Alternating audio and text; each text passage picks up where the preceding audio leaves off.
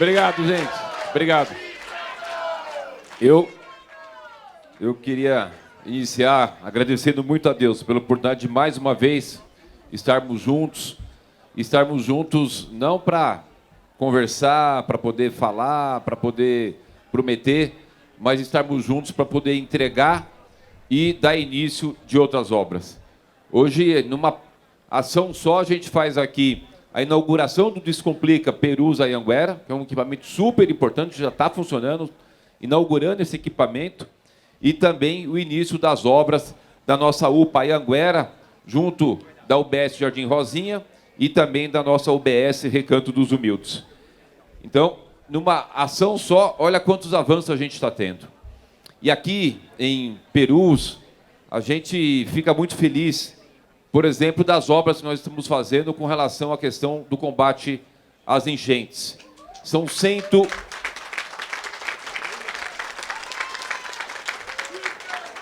130 milhões de reais, a obra já sendo executada, está bem avançada.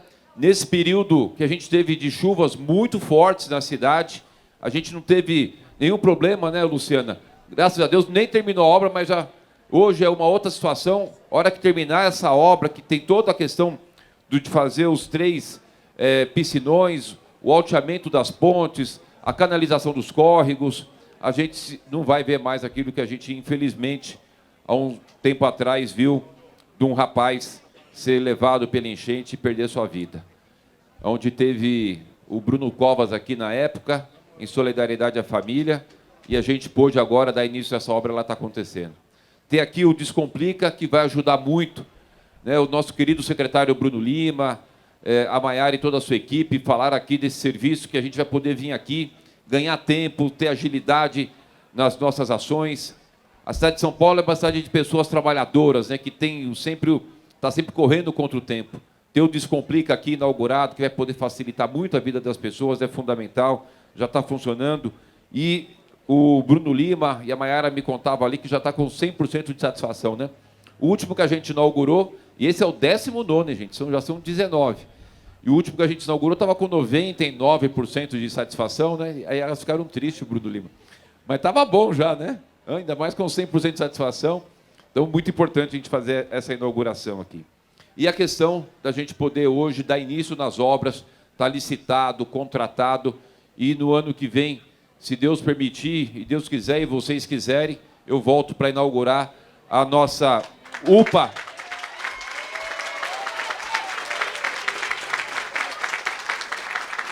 A nossa UPA Anhanguera, que vai ficar junto da nossa UBS Rosinha, né, do equipamento pequenininho, vai ter um equipamento grande, funcionando bem.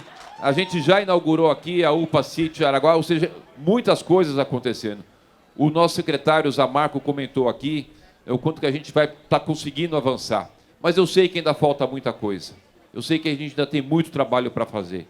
Mas o importante é que eu, continuando ou não, ou sendo outro, a gente conseguiu ajustar a questão das finanças da cidade para poder fazer as coisas andarem.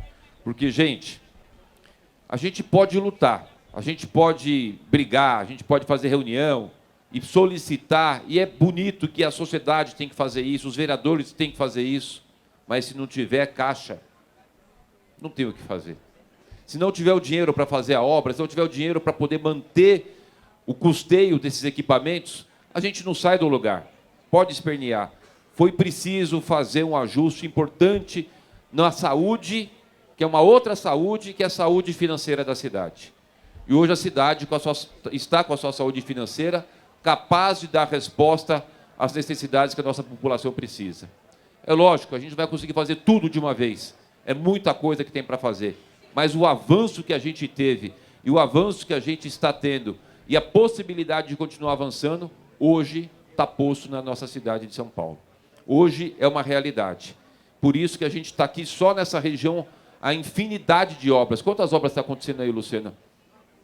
32, só da subprefeitura. Fora, por exemplo, obras da saúde, não conta, né? Só da subprefeitura. Fora as obras que tem da Secretaria de Saúde, de Educação, de obras, muita coisa. Zerbini, lá na sua, quantas obras? Mais de 40. Só da SUB, fora as obras da Secretaria de Obras, de SP Obras, de Saúde, de Educação, enfim, do Trabalho, todas as secretarias. São 1.800 obras acontecendo hoje, simultaneamente na cidade de São Paulo. Gente, 1.800 obras acontecendo hoje, simultaneamente na cidade de São Paulo. E a gente sabe, eu quero falar, que eu sei que precisa fazer muita coisa ainda, né? A gente tem que fazer muita coisa. E aí, é nossa função aqui, ter esse time competente, comprometido, mas mais do que tudo, apaixonado pelo que faz, que ama a sua cidade, que ama a sua região. Quando vem a dona Cleusa aqui falar, e falar com o coração, qualquer hora a senhora me complica com a justiça eleitoral, viu, dona Cleusa? Não pode falar de eleição aqui. Mas a gente vê como fala com o coração, né? Da nossa entrega aqui, poucos dias atrás, do nosso armazém solidário, tantos avanços que a gente está tendo, e é muito importante. Mas para acontecer tudo isso, precisa de muita gente trabalhando. Não sou só eu, obviamente, né? É muita gente trabalhando para acontecer. Gente, mais um dia importante aqui para a nossa região Perus, Anhanguera, inaugurado o nosso Descomplica, início de obra, tá? As empresas já aí, só pegar a mão na massa para a nossa UPA do Parque Anhanguera, que vai ser junto com a nossa UBS Jardim Rosinha e também a nossa UBS Recanto dos Humildes, que serão equipamentos muito importantes aqui para a nossa região, para a nossa comunidade. Obrigado, um abraço a todos. Bom dia a todos. Nós estamos aqui na região de Perus, Anhanguera, hoje inaugurando o Descomplica Perus, Anhanguera, um equipamento super importante, mais de 300 serviços, aqui trabalharão 50 pessoas com todo aquele serviço para agilidade nos documentos, para poder ter um atendimento mais ágil para a população. E também de início das obras, da construção da UPA Anhanguera, que será junto com a UBS do Jardim Rosinha e também da UBS do Recanto dos Humildes. Obra muito importante aqui para essa região, a gente tem um avanço que vai ajudar muito no atendimento da saúde da população aqui de Perus e Anhanguera. Ok, Marcela, você vem. Prefeito, tudo bem? Bom dia. De assunto da Paulo, queria voltar a falar sobre a questão dos ônibus, das empresas, das como é que está a intervenção? Havia uma perspectiva de uma auditoria junto com a Controladoria Geral do Município, a gente já tem algum dado, algo que possa sair? O senhor também chegou a visitar as garagens, como é que está a situação? Eu estive pessoalmente nas duas garagens, dentro da Transolf, que é a UpBus. A intervenção, ela tem as pessoas que eu nomeei, mas ela segue conjuntamente com o representante da Controladoria Geral do Município, um da Procuradoria Geral do Município, um da Secretaria da Fazenda. Então a gente se preocupou nesse primeiro momento em manter a operação funcionando normalmente e esse objetivo foi atingido, nenhuma paralisação. Foi necessário a gente poder acalmar os funcionários. As duas empresas são mais de 4.500 funcionários, transportam mais de 700 mil passageiros por dia. Então era muito importante a gente dar uma mensagem de que a intervenção não geraria nenhum problema de descontinuidade do trabalho e também junto aos fornecedores, para que os fornecedores pudessem continuar mantendo o fornecimento de material e a gente ter as operações normalmente. Então esse objetivo foi atingido e agora a gente entra no processo de detalhamento maior com relação à questão da gestão da administração. A princípio, lógico que ainda é cedo, porque é o terceiro dia, as empresas elas têm um sistema de gestão, a da UpBus melhor do que a Transolf, mas ambas de um sistema satisfatório de registro, de funcionário registrado, de contas em dia, de férias marcadas, de veículos em manutenção. Na Transvolf a gente ficou um pouco preocupado porque chega a 120 veículos em manutenção, está acima do percentual aceitável. Na UpBus tem 6 veículos, é um número abaixo da meta, mas de uma forma geral, né, a gente identifica como algo, veja bem, no terceiro dia, como algo tranquilo e positivo. Lógico, pode surgir novas informações no decorrer da intervenção, no decorrer do levantamento das informações, né? Então, é importante agora nesse processo a gente ter o Ministério Público atuando, a Polícia Civil, para ver se realmente se configura os indícios, né, que são fortíssimos com relação ao envolvimento de sócios e de pessoas dessas empresas com crime organizado. A Prefeitura de São Paulo é a maior interessada na elucidação dessa questão e estamos à disposição para poder contribuir. Aproveitando, eu queria ressaltar, sem você me perguntar, mas é importante, né? Por ser um ano de eleição, a gente vê pessoas, adversários de outros partidos falando que a prefeitura dá dinheiro para a empresa envolvida com o PCC. A prefeitura não dá dinheiro para a empresa envolvida com o PCC. A prefeitura remunera por um serviço prestado das empresas que ganharam uma licitação em 2019, portanto estão fazendo o transporte dos passageiros e é obrigação contratual fazer o pagamento desse serviço. A Prefeitura de São Paulo, o órgão municipal, não tem como saber se você tem lá um sócio envolvido com crime. Só quem tem essa possibilidade é o Poder Judiciário e o Poder do Ministério Público e da Polícia Civil de poder fazer quebra de sigilo bancário, quebra de sigilo fiscal, quebra de sigilo telefônico, né? A Prefeitura não tem como identificar se as pessoas têm envolvimento com crime. O que a gente pode fazer e fazemos é cumprimento do contrato. Existe o cumprimento do contrato, a gente faz a remuneração. O que a gente tem feito muito com todas as empresas, inclusive essas duas, é aplicar multas se eles não cumprem as partidas, ou seja, fazer todo o rigor com relação ao cumprimento de contrato. Mas a Prefeitura não dá dinheiro para a empresa de crime organizado, como maldosamente e de forma antiética as pessoas têm colocado. A gente cumpre o contrato, como eu acabei de citar para você aqui. Ok, Zelda. Zelda. Prefeito, não é o momento, então, seguindo na linha do óleo, não é o momento de mudar os mecanismos de fiscalização e talvez até estender para as outras empresas, verificar como é que elas estão operando, se há algum indício talvez de problemas em outras sociedades? Então, Zelda, a gente tem 32 empresas que venceram a licitação em 2019. Né? A Prefeitura faz continuamente as ações de legalização. O que a gente precisa colocar é o seguinte: a pessoa tem possível envolvimento com o crime organizado. Você só descobre isso com as ferramentas que a Polícia Civil e o Ministério Público tem, que é o quê? Quebra de sigilo fiscal, quebra de sigilo bancário, se tem envolvimento com drogas. Transcende a nossa capacidade. Eu até gostaria de ter esse poder, mas a gente não tem como verificar a conta das pessoas. O que a gente consegue fazer é monitorar o cumprimento do contrato. Agora, é muito importante esse trabalho que o Ministério Público está fazendo. Pode ter, de repente, uma força-tarefa junto com o Ministério Público para identificar esses possíveis casos até em outras empresas? Vocês pensam nisso? Temos, olha, você sabe que no ano passado eu mesmo pedi para a Procuradora-Geral do município, a Marina Magro, e o Controlador-Geral do município, Daniel Falcão, que eles fossem até o Ministério Público e levassem o que a gente tinha de informação e fizessem um trabalho conjunto. Quem atendeu eles na época foi o próprio promotor Lincoln, que agora é o promotor que está coordenando essa investigação. Fomos nós lá atrás que pedimos ao Ministério Público e à Polícia Civil e fomos até eles, nós diligenciamos até eles, solicitando e nos colocando à disposição. Então, foi até boa a sua pergunta, para poder ter oportunidade de falar isso. Você pode perguntar para o promotor Lincoln. Ele recebeu a nossa equipe por várias vezes, a Polícia Civil, nos oferecendo para trabalhar conjuntamente. Não só na área de transporte, qualquer área que a gente tenha, né? É uma cidade muito grande. Então a gente tem que ter o tempo inteiro esse trabalho conjunto com a polícia e com o Ministério Público. Houve uma resposta deles? Se essa parceria deve continuar ou se iniciar, de repente? Houve, a gente tem, inclusive, por parte da nossa Controladoria Geral do Município, que é o órgão fiscalizador da Prefeitura de São Paulo, várias ações. A gente troca muitas informações, né? Muitas das ações que foram desencadeadas foi por conta dessa troca de informação. Agora, a Controladoria ela não tem poder de quebrar sigilo bancário, quebrar sigilo fiscal, saber se a pessoa tem contato com alguém do tráfico. Essa informação do crime, isso somente a polícia e o Ministério Público pode fazer, né? Eu fiz muito quando fui vereador, presidente de CPI. Eu quebrei sigilo bancário, sigilo fiscal numa CPI quando fui vereador e descobri várias fraudes, né?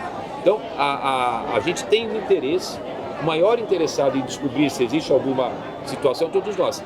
Agora, a gente há de convir, Zelda, que tem décadas, são décadas essa história de que existe crime organizado aqui e ali e nunca houve uma efetiva comprovação, uma efetiva condenação. Então, a Prefeitura ela está muito satisfeita que agora, né, tem uma grande operação e espera que agora, dessa grande operação, que a gente reconhece de suma importância, ela tenha um fechamento desse desfecho. Porque, sem querer ser repetitivo, são décadas que eu, você, todos nós escutamos falar e prova concreta nunca houve. O que é a prova concreta? É apresentar a denúncia ao judiciário, o judiciário checar os indícios e as provas e condenar ou absolver. Eu acho que é isso que a gente precisa. Prefeito, ainda nesse assunto, mas eu queria falar sobre o transporte aquático. Como fica a situação? Eu queria que o senhor atualizasse em relação à justiça, a prefeitura já apresentou os estudos, e em relação ao contrato com a empresa, como fica? Tem a possibilidade de trocar? Vocês vão manter? Como está essa discussão? Olha, a questão do aquático, por que o aquático vai ser operado pela Transovo? Porque a licitação da concessão do transporte ele foi feito por regiões. Aquela região da represa Billings é justamente a região de atuação da Transovo. Se fosse a empresa Sambaíba, seria ela. Se fosse a empresa Grajaú, seria ela. Se fosse a empresa... São tantas empresas, né? Sei lá. Qualquer empresa, porque ela tem aquela região para atuação. Então foi passado a ela, não é que a gente deu um contrato para ninguém, como esse dissimulado do Boulos fica mentindo o tempo inteiro falando. É um processo natural e normal de uma atividade que entrou dentro daquela... Se eu pedir para aumentar uma linha aqui, nesse bairro do Perus, qual empresa opera aqui? Que empresa opera aqui? Aqui é Santa Brígida e a Rubem Norte Bus. A Santa Brisa... Santa Brígida. Brígida. É ela... Se eu aumentar uma linha aqui, né? Aqui não tem represa, mas se eu aumentar uma linha, vai ser a Santa Brígida que vai pegar essa linha. Então, a gente só precisa colocar as coisas claras, porque eles estão aproveitando esse momento para poder desinformar as pessoas. Né? Então, não é que foi dado para a Transovo porque eu escolhi. Não, é porque ela cuida da licitação dentro daquele perímetro onde está a represa Billings. Com relação à questão da continuidade, não muda nada, absolutamente nada. A única coisa que mudou é o seguinte: a administração era de um grupo da Transovo, hoje a administração é da Prefeitura de São Paulo.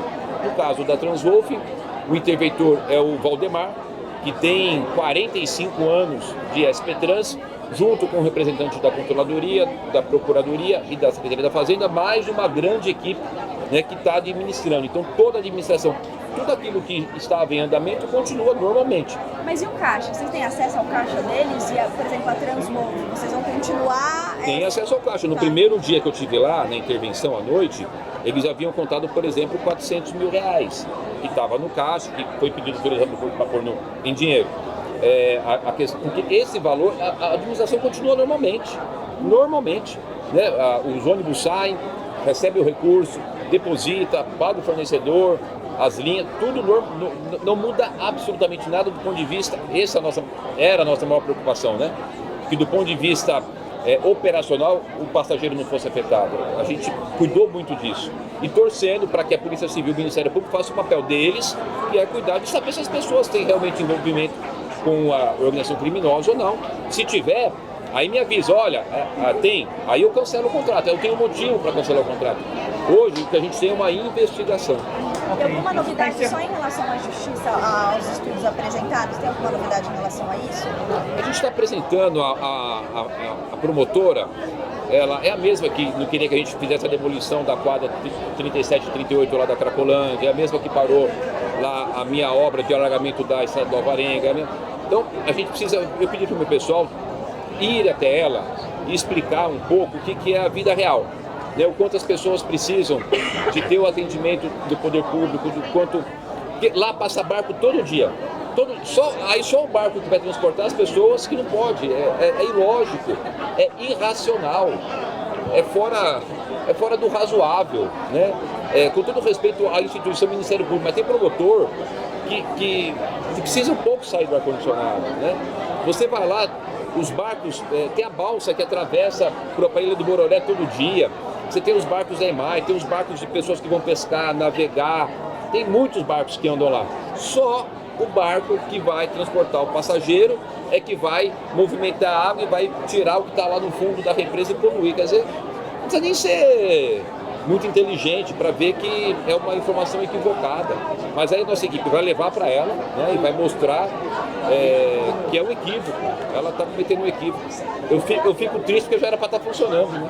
Para encerrar, Júlio, da revista Fora. Gostaria que o senhor Por favor, somente. Prefeito, bom dia. Gentileza, duas perguntas. Em relação à movimentação financeira das empresas, como é que está sendo? Esse dinheiro tem uma parte que vai depositada ou repassada à SP-Trans, mas o lucro, isso é depositado numa conta, na própria conta das empresas, isso está sendo colocado numa conta jurídica, uma conta específica para separar esse dinheiro que eventualmente pode haver lucro ali. E a segunda questão é sobre o Dr. Lincoln lá do GAECO, que ontem numa entrevista ele disse que aconselharia a prefeitura a rever os processos e fiscalizar os processos de licitação, uma vez que a empresa passou por tudo isso e não foi verificado. Por gentileza, obrigado. Eu não vi essa fala dele, não. A licitação aconteceu em 2019, 5 anos atrás, 2019. Então, o que a gente tem das contas? A administração continua normalmente, né? A única coisa é a seguinte: saiu lá o presidente, o diretor financeiro, e foi colocado pessoas da Prefeitura de São Paulo. Então continua recebendo, pagando, é a vida normal que continua do ponto de vista operacional. Tudo que ela arrecada é repassado para a SP-Trans ou alguma coisa é retirada e vai para a conta da própria empresa para reinvestir, enfim? Porque existe um lucro, não existe? Eventualmente, o lucro... Toda empresa tem lucro, sim. Não é uma instituição de caridade, é uma empresa, né? Então, quando é instituição de caridade, aí não tem lucro. Quando é empresa, tem lucro. Entendeu? Você quer saber qual que é o lucro? Não, eu digo, esse lucro, existe uma parcela que é enviada à SP-Trans por contrato. Todo o dinheiro arrecadado pela empresa vai para a SP-Trans ou vai depositado para a própria empresa, para a conta da empresa, esse valor? Cara, eu não estou entendendo essa pergunta, juro por Deus, não estou te entendendo. Não, existe, o que eu quero dizer... O que muda isso? Eu só gostaria de entender como é que está sendo esse...